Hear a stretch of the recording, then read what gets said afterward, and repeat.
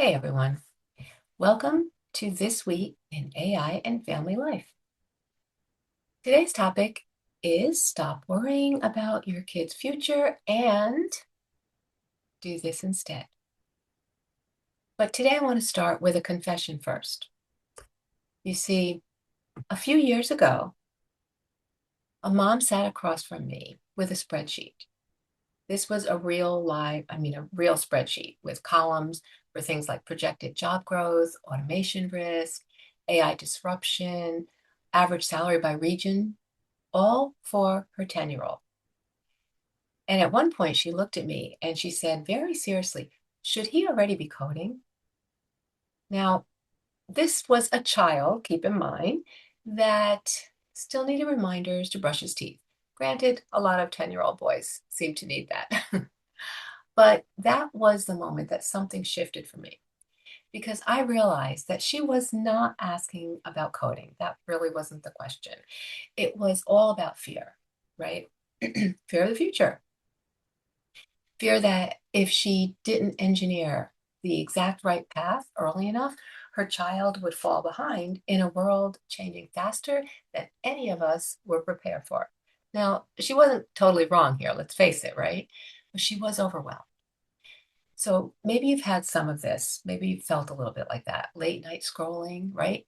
Articles about AI replacing jobs, headlines about automation, pressure to choose the right electives, even from middle school. But let me give you some relief right now. No one can accurately predict what jobs will exist in 15 years. Not economists, not tech founders, not schools, not you or I for sure, right? But neuroscience can do something for us. It can give us something better than prediction. It gives us capacity. And today, we are focusing on three capacities that outlast job titles. So they are emotional regulation, adaptability, and AI fluency with discernment. If your child builds these three options, their options will expand. If they do not, even the right career track probably won't save them. So let's start with the nervous system. Don't worry, I won't get too techy, I promise. When your child is overwhelmed, frustrated, embarrassed, or anxious, the amygdala activates.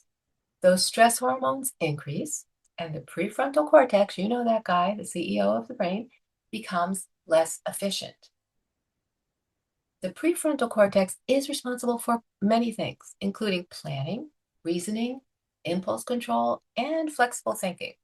So, in simple terms, when your child is dysregulated, their thinking brain is just offline. All right. You can't build future skills on a hijacked nervous system.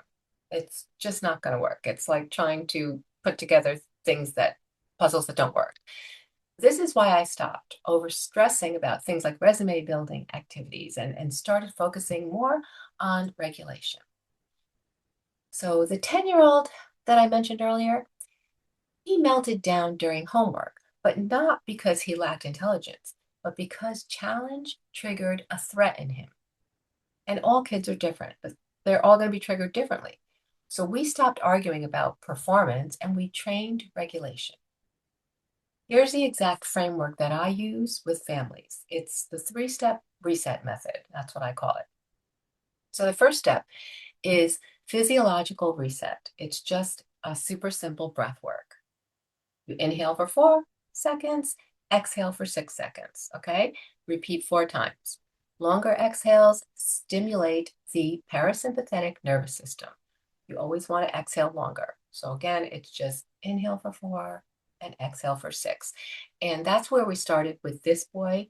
Sometimes I use different breathing techniques. I love breath work or a lot of regulation with children, but this is the one we used for him. Anyway, then we went to step 2, which I call label the emotion. It's simple. I am frustrated because this feels hard. Make it simple for them. Research from UCLA shows that affect labeling reduces amygdala activation. So naming emotions reduces intensity. That's all it is. Step 3, define one micro step. Not finish the assignment, but try something like complete question number one. That helps when they're dysregulated. When we implemented this consistently, his homework resistance dropped within weeks. And not because he suddenly loved math, but because his nervous system was no longer hijacking his cognition. Okay, so if your child cannot regulate, they cannot adapt. This is important. And we can agree that, right? If they cannot adapt, they cannot thrive. Keep this thought in mind. When my child is stressed, do we escalate or reset? Ask yourself that. Keep it in the front of your brain. Now, let's move on to another hot question. How adaptable is your child? The World Economic Forum consistently ranks adaptability, problem solving, and resilience among the top future workforce skills. These are executive function skills. Cognitive flexibility is the ability to adjust thinking when circumstances change. This is so important. Resilience and flexible thinking go together. Rigid thinking says, this is not how it was supposed to go. I'm mad. Flexible thinking says, okay, what do I do now? How could I fix this? How could I change it? You can't build this through lectures. Don't even try. But you build it through exposure to manageable change. Here's how we did it. We trained her son. We introduced low stakes pivots, really easy things like board game rule changes mid-play. Think about that. Do you have a child, you ever played a board game and in the middle somebody wants to change the rules? Oh, we can do this. It's okay. And one of the kids just blows up. It's like, no, that's not how you play the game. And sometimes it's important to play by the rules. But this is a training method we're using. So halfway through the game, we changed a simple rule to get him used to being able to adapt to a change. Even things like cooking without a key ingredient. What do? You know, whatever you do with your kids, whether it's if they love games, if they love to help you cook, whatever it is that you do or they love or and you know, try this method or ask me and I'll give you some tips. But letting the child plan dinner with a missing ingredient does really help because it's like, oh, maybe we can put this in instead of that. And they come up with the craziest things, but it's kind of fun. Okay, just side note. Anyway, assigning them leadership in small family decisions is important. And at first, this child, he resisted. And then something changed. Instead of escalating when plans shifted, he paused. He began asking, what are my options now? And that question is powerful. If your kids ask, what are my options right now? Well, you're ahead of the game. So you really cannot predict economic shifts, right? But you can train a brain to tolerate the change. And I want you to consider this. When something changes unexpectedly in your home, what is your child's default response? Do they panic? Are they angry? Do they shut down? Or are they actually curious? Because curiosity is trainable. That's where you want it to be. And now we're going to address the elephant in the room, AI. Avoiding it is not protection. It is delay. That's all. AI will be embedded in your child's education and workplace. That's not just my opinion. That's how it is. But fluency without discernment is dangerous.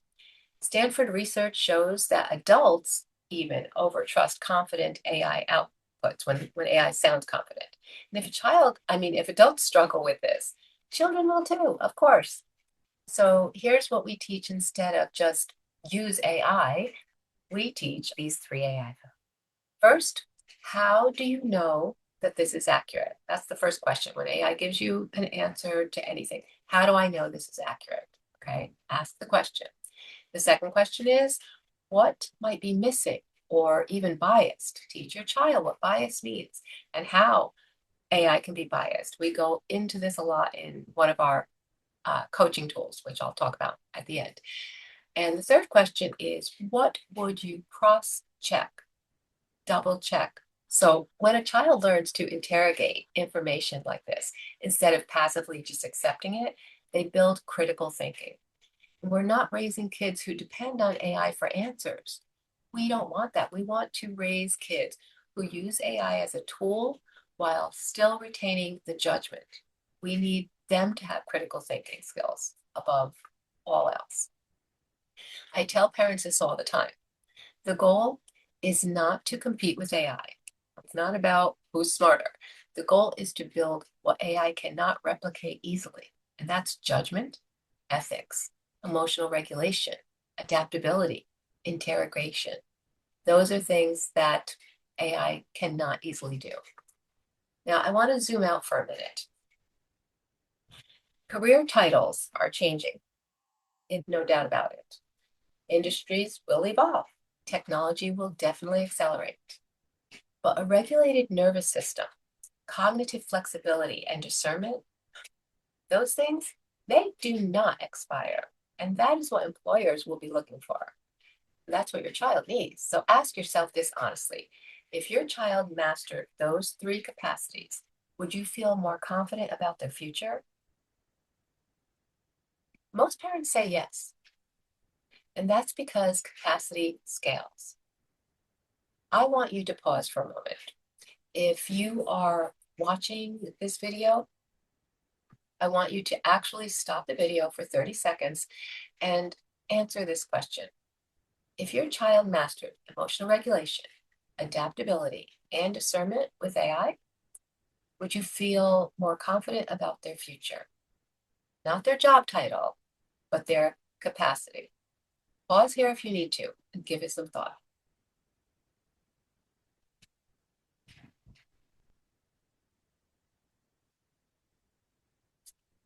Now, let me really be clear here.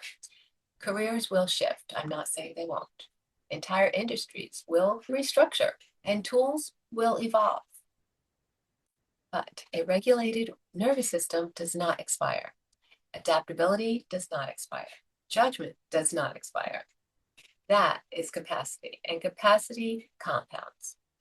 So if you're realizing that you've spent more time researching careers and building regulation, flexibility at home, don't worry, you're not behind. You're just refocusing, right? That's all. And that is exactly why I created the AI Made Simple series. We go from theory to implementation, structured weekly in frameworks, scripts for real conflicts, step-by-step guidance for building adaptability and AI fluency, all without fear, without overexposure, without the overwhelm. This is not about raising a tech prodigy. It's about raising a thinking, regulated, future-ready human with good critical thinking skills, with good resilience. Listen, we know you cannot control the economy, but you can build the kind of brain and nervous system that can navigate it. That is the work, and it is waiting for you inside a program I call AI Made Simple. Click the link below and let's build this together. That's it for today, guys. Thanks for watching. I'll see you next week.